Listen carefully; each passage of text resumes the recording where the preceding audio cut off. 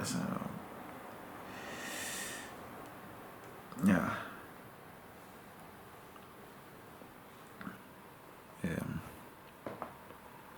Er det godt? Det er godt. Er det ikke det? Synes du, det er godt?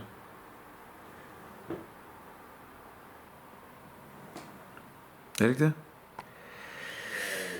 Det er mødet med Flemming her. Udskyde hvad? Nej, det kan jeg sgu ikke. Altså, det... Ja? Hvad er det, I skal? Vi skal bare... Jeg ved det faktisk ikke. Ja.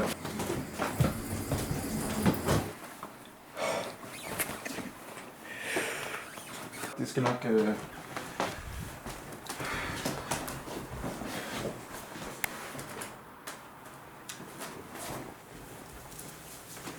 Der kommer jeg hjem, og så tager vi den. I promise you. Okay.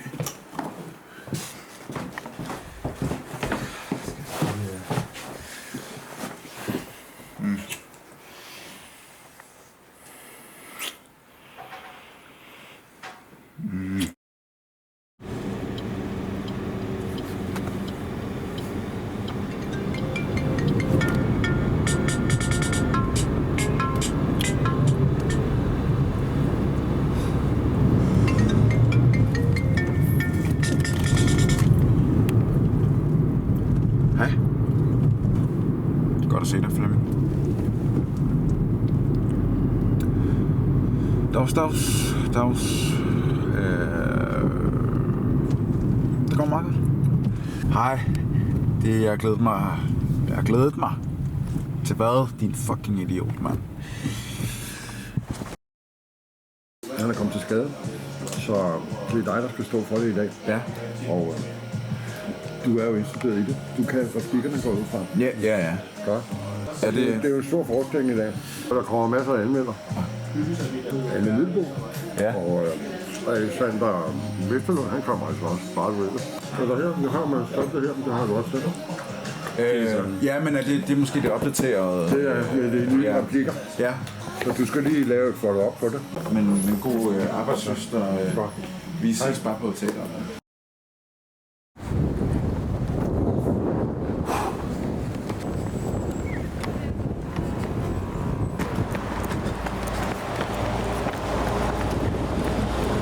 Okay, så jeg kommer hjem til dig efter forestillingen, så tager vi snakken der, Oscar. Det glæder mig. Jeg glæder mig fucking meget til at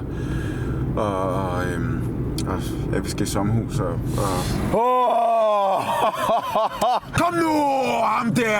Han har styr på det! Mand! Og vi gør det nu. Vi cementerer din karriere lige her nu, fordi du er det der, mand! Du fucking er det der! Øj, mand! Hvor er det sindssygt! En dag, når alt er ved det gamle, og det banker på din dør, så skal du lukke op. Så luk op. En dag, når alt er ved det gamle, og det banker på din dør, så lukker du op. Så luk op. En dag, når alt er ved det gamle, og det banker på din dør, så luk op. En dag, når alt er ved det gamle, og det banker på din dør, så skal du lukke op. En dag, når alt er ved det gamle, og det banker på din dør, så skal du lukke op. En dag, når alt er ved det gamle, og det banker på din dør, så skal du lukke op. Er du rapper eller hvad? En dag, når alt er ved det gamle, og det banker på din dør, så skal du lukke op. En dag, når alt er ved det gamle, og det banker på din dør, så skal du lukke op. Luk op, mand. En dag, når alt er ved det gamle, og det banker på din dør, så skal du lukke op. Okay? Du lukker op. En dag, når alt er ved det gamle, og det banker på din dør, så skal du lukke op. En dag, når alt er ved det gamle, en dag, når alt er ved det gamle, og det banker på din dør, så luk op. Så luk op. En dag, når alt er ved det gamle, og det banker på din dør, så skal du lukke op.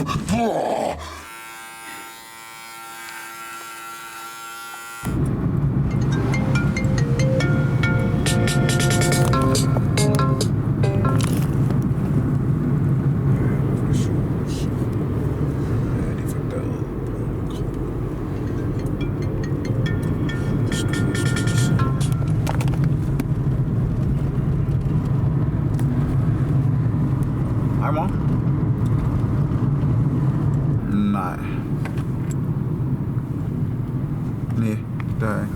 Hvorfor? Nej, jeg har ikke hørt fra ham, mor, og det må du... Jeg ved ikke, hvad han laver. Hør. Fjenden skal halsen over på mine soldater. Det er ulve. Nej. Fjenden skal halsen over på mine soldater. Fjenden skal halsen over på mine soldater. Det er ulve. Væk med fordi, så er det jeg må. Du husker så holde tempoet, du ved. Det er også lidt musik, ikke? Ja. Det er meget musik. Okay. Og hvis du prøver tempoet, så har vi ligesom... Så har vi udlagt sangen, jo. Jeg ved ikke, jeg er helt sort lige nu, mand. Altså, Du tænker for meget over læreting. Hør, fjenden skal halsen over på mine soldater. De skærer halsen over på mine... Nej, fuck, man! Ja. Fjenden skal halsen over på mine soldater. Nej, ikke. Nej, du siger... Nej. Så siger jeg, ja, de gør. Du sagde, ja, det gør. Gå nu seng. Ja. Og jeg siger, jeg må høre det. Hvorfor? Jeg må. Du må høre det. Ja. Det er simpelt, det har du styr på, mand. Ja, den er fucking kort. Act, react. Ja, det er præcis. Jeg siger noget, hey, hvad var det, jeg sagde? Du lytter lige... Og så responderer på det. Ja, lige præcis. Ligesom nu taler vi jo bare. Du ved ikke, hvad jeg skal til at sige. Gør du det? Nej. Nej, lige præcis. Men jeg tror også, slap af, fordi lige nu jeg mærker, at du er bare gerne... Jeg vil bare gerne have det. Okay, hurtigt igen, jeg har den lige nu. Fjenden skal halsen over på min... Fjenden skal halsen over på mine soldater. Det er ulve. Nej, fjenden skal... Fuck, det kan ikke, det her. Den er der lige om lidt, jo. Nej, jeg skælvede ikke. Det skælvede, men ikke Hvad er det? af frygt.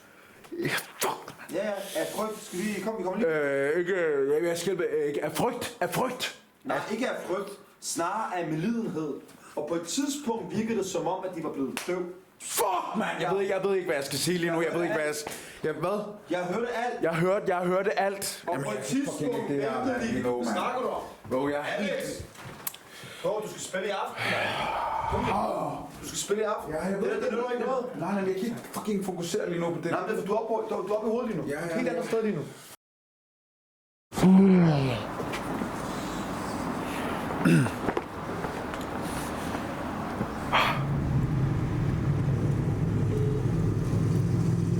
Hey?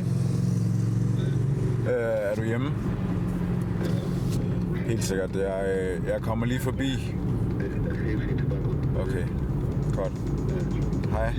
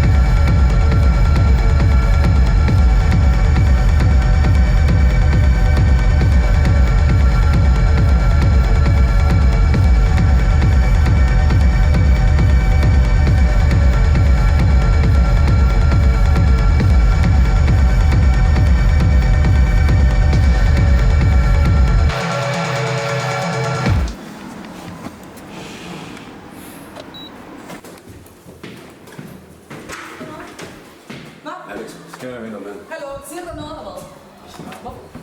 Hvad snakker du om? Snakker du?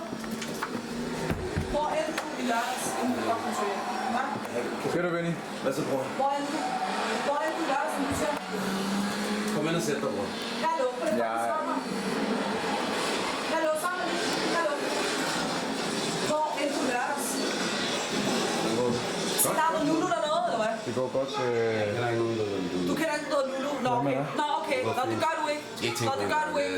Undskyld. Kender du, hvis jeg ser luder Lulu, så i stedet for, så ved du godt, hvem det er, eller hvad? Du ved ikke, hvad jeg snakker om. Hallo, fucking svar mig nu. Hallo, er du mærkelig? Hallo. Undskyld, skal jeg stå og knipse dig i ansigtet, før du fucking svarer?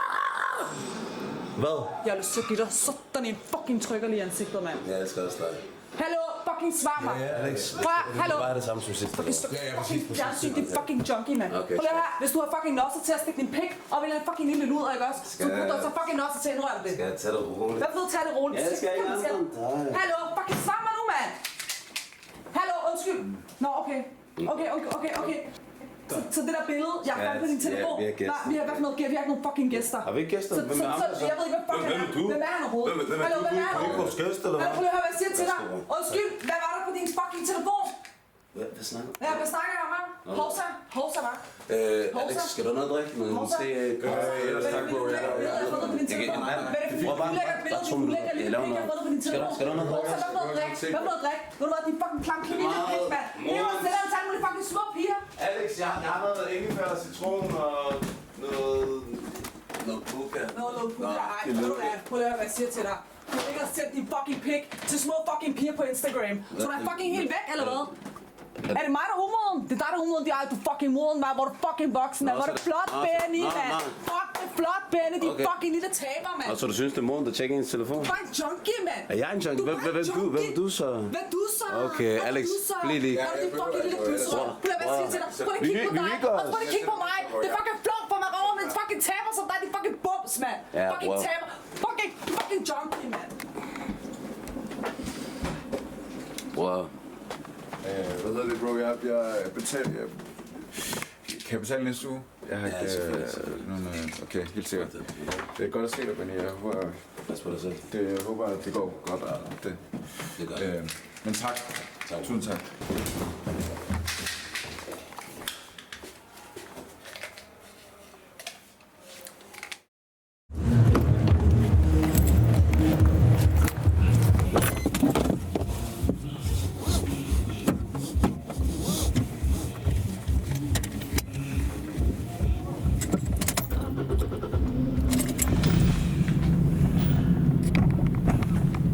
Tværtimod. Hvad er din kærlighed værd, hvis den kun er kærligheden til en udstoppet dukke? Tværtimod, hvad er kærlighed, hvis det kun er kærligheden til en udstoppet dukke? Til hver en flække. Jeg vil befri trællene fra deres krøben og indgroede underdanighed. Jeg vil føre elektricitet ud til hver eneste hytte og oprette et korps over for enhver umenneskelig gerning. Du har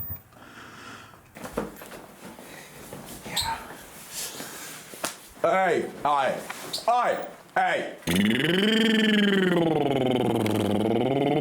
Fuck.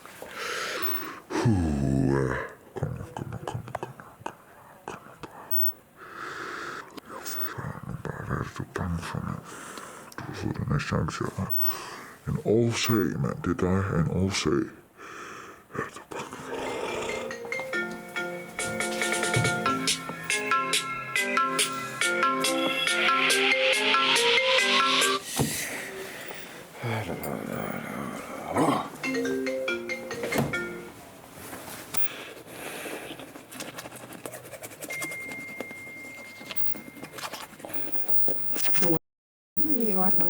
Så er der en halv time til vi går i gang med aftens forestilling, og det vil sige, at der er et kvarter til vi mødes til samling i dagens udgave.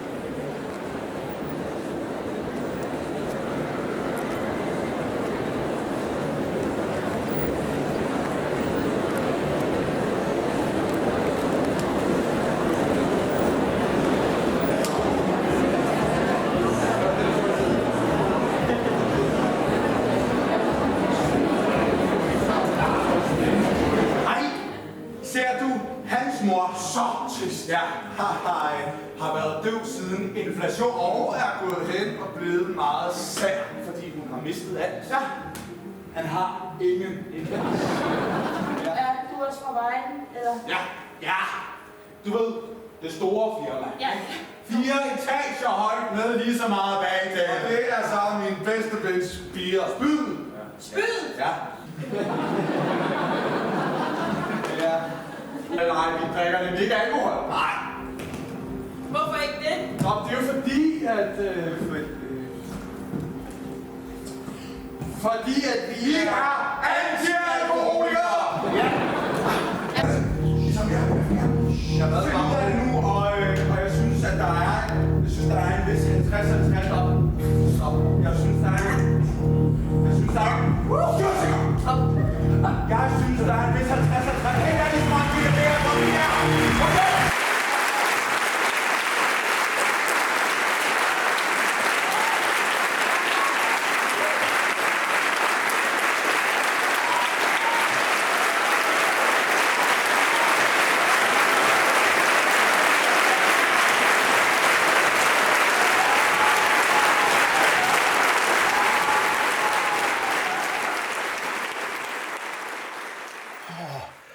Wow, man. Okay. Hey, your career is fucking about to take off, my boy. Your career is about to take off, my fucking boy. You do that shit. You the fucking shit. You the fucking shit. Nah, you the fucking shit. You the fucking shit. You the fucking shit. Oh.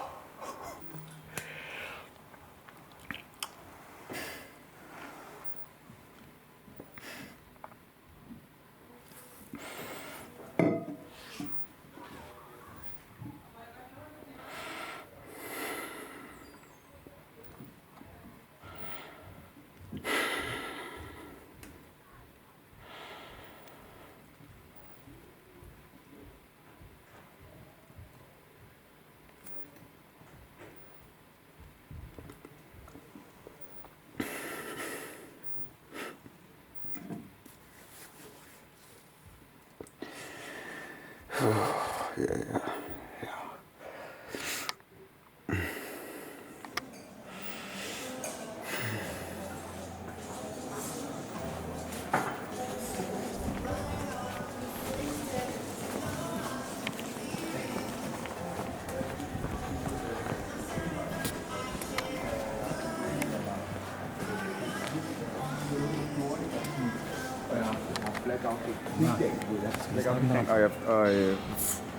Jeg skal lige snakke med dig, bror. Jeg ringer lige tilbage senere. Og det er fucking alvorligt, bror, man. Jeg skal snakke med dig, bror. Du skal ikke gå væk nu, bror, man. Jeg skal snakke med dig, bror, man. Det er fucking livs alvorligt, det her. til dig, så kom her. Prøv at høre her, bror, man. Det er fucking alvorligt, det her, bror, man. Du skal fucking lytte til mig, bror, man. Du skal hjælpe mig, bror, man. Jeg har ikke sagt til dig, du skal fucking komme her. Det er fucking livsalvorligt, man. Jeg skal væk. Prøv at høre her, man. Prøv at høre her. Hvis du fucking kommer med, bror, man, så laver jeg en fucking scene. Er det det, du vil have? Du skulle fucking komme med mig, bror. Du skal hjælpe mig, bror. Du skulle fucking hjælpe mig, bror. Det er fucking alvorligt. Det er helt galt, bror. Det er helt Hvad er det, der kræver, du kommer? Du jeg skal væk herfra. Jeg skal væk herfra, hvad? Hvorfor? Hvad kan du lave? Bror, jeg ved ikke, hvad jeg skal sige til dig. Jeg skal væk, bror. Du skal hjælpe mig, bror. Hvad? Du skal hjælpe mig, bror, man. Du skal hjælpe mig. Det kan også gå ud over dig. Eller det kan også gå ud over mor, mand. Bror, man, du er nødt til at gøre noget, bror. Du er nødt til at gøre noget for mig. Hvad er det med mor? Hvad går ud over mor? Hvad er det, du har lavet? Bror, det kan jeg ikke sige til dig, bror. Jamen, det er den sidste gang, man. Det er den sidste gang, man. Hvad er du? Du er bare for gammel, er du? Bror, det er den vist alvorligste gang, bror. Hvor er du færdig med det der? Bror, det er alvorligt, bror. Hver gang, mand. Det gælder mit liv, bror, man. Det gælder dig, man. Det gælder mors liv, man. Det kan ikke blive bedre, det her. Jo, det kan ikke fucking blive bror, Hej, skat. Hej. Ja, det gik godt. Det gik rigtig godt. Jeg skal nok fortælle dig mere om det, men jeg vil bare lige sige, at jeg kommer lige lidt senere hjem til dig, okay? Der kom lige noget i vejen. Jeg skal nok lige... Og så vil du hjælpe, eller hvad tænker du på? Hvad fuck har du lavet? Bror, det er en længerevarende historie, bror. Det kan jeg ikke stå og bare forklare dig. Nej, men jeg har brug for at vide, hvad har du bror, det er det eneste, du har brug for at høre, det er, der jeg har brug for at vide, hvad du har gjort. Der er mennesker ude, jeg har ikke gjort noget. Jeg bliver sat op, bror, man. Du bliver nødt til at stole på mig her. De her mennesker, de mener det virkelig seriøst, man. De er alvorlige, bror, man. Hvad fuck vil du have, jeg skal stille op, man? Hvis du virkelig tænker på mig, ikke op, bror, så hjælper du mig i den her situation, man. Der er ikke noget sjov, vi er over det der med sjov. Vi er langt over det. Fuck, man.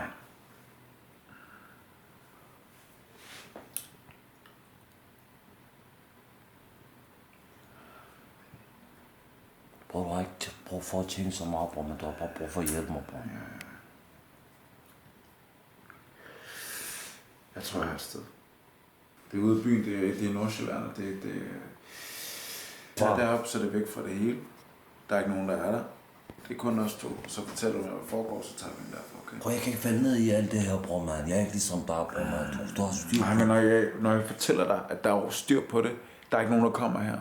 Vi kommer op i sommerhuset lige om lidt. Jeg skal bare lige finde ud af, hvordan jeg fucking får det. Og jeg ved godt, at vi skulle have været der sammen, og jeg ved godt.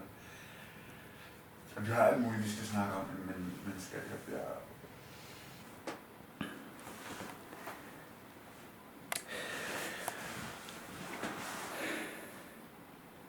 Okay, kan du huske? Bror, giv mig lige... med det her. Gider du ikke lige slappe lidt af? Bror man, hvorfor blander hun så, bror man? Jeg skal bare væk herfra. Ja, 12 sekunder. Og jeg giver ikke alt det der, bror man. Jeg har forventet længe på dig, bror. Det er i gang med lige nu, det er fucking op. Ja, bror, du har ikke styr på Ja, nej, jeg ved, hvad skal jeg lige nu, okay? Bror, skynd dig lidt, bror. Ja, jeg ved godt, jeg gør.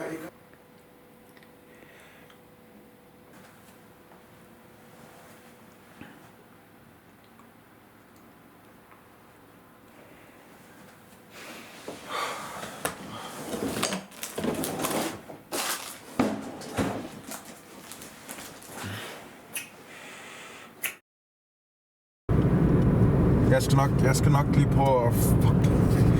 Jeg skal nok lige prøve at undersøge det... Ja.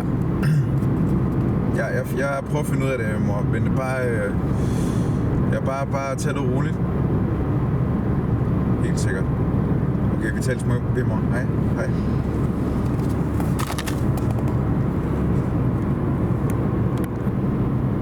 Så. Jeg er godt klar over, at politiet er hos hende lige nu. Politiet? De snakker om skyderi. Ja. Har du fucking skudt nogen, mand? Jeg er rolig nu, bror, man. Nej, ikke rolig noget som helst. Har du skudt nogen? Bror, ikke alt det der, ikke råb, bror. De sagde bare, at jeg skulle gøre det, bror, man. De tvang mig til det, bror. Har du fucking skudt nogen, bror? Jeg var nødt til det, bror, man. Jeg var nødt til det. Jeg kunne gøre en... Politiet er hos fucking mor lige nu, og de fucking... Glem politiet, bror, man. Glem den. Mit hoved er ved at springe, bror, man. Jeg kan ikke mere. Hvor fuck er det gået galt, så du er blevet en del af det der? Hvorfor kan jeg være en del af det hele? Hvorfor kan jeg fokusere på min karriere, få et godt job, få komme frem i livet? Fordi du tænker kun på dig selv, bror, man.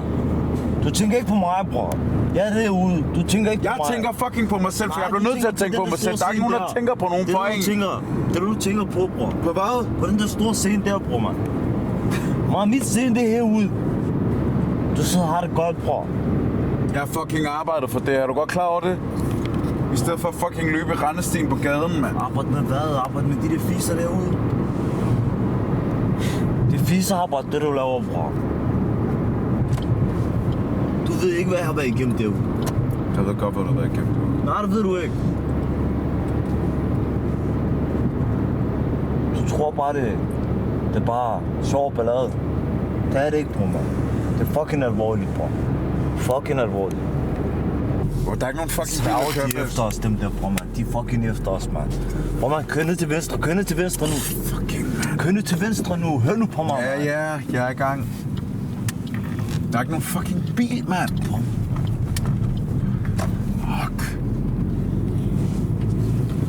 Der er ikke nogen, der fucking følger efter. Vi skal være sikre, bror.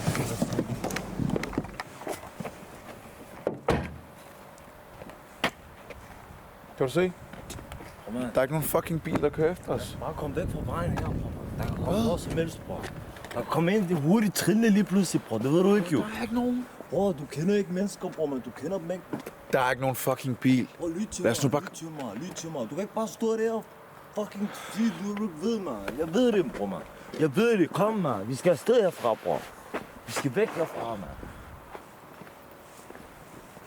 Fucking brug for hjælp, man.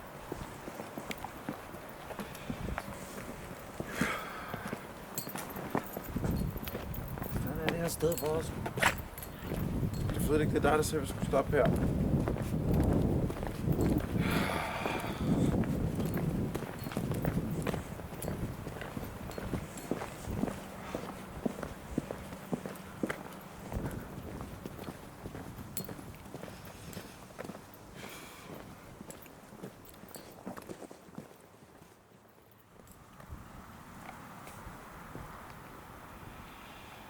Jeg beklager, man. Jeg beklager alt, hvad jeg har været igennem. Eller hvad jeg har gjort morgen. Jeg beklager, det kom så langt ud, man. Det var ikke meningen, der og mor skulle blive involveret i det.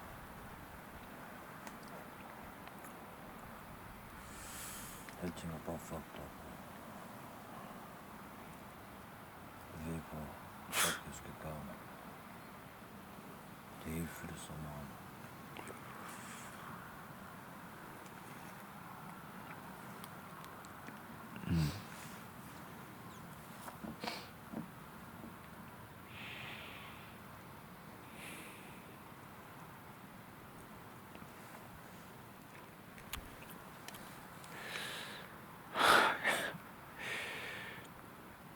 skal være onkel, mand. Hvad? Siger du, jeg skal være onkel? Sindssygt, mand. Sindssygt.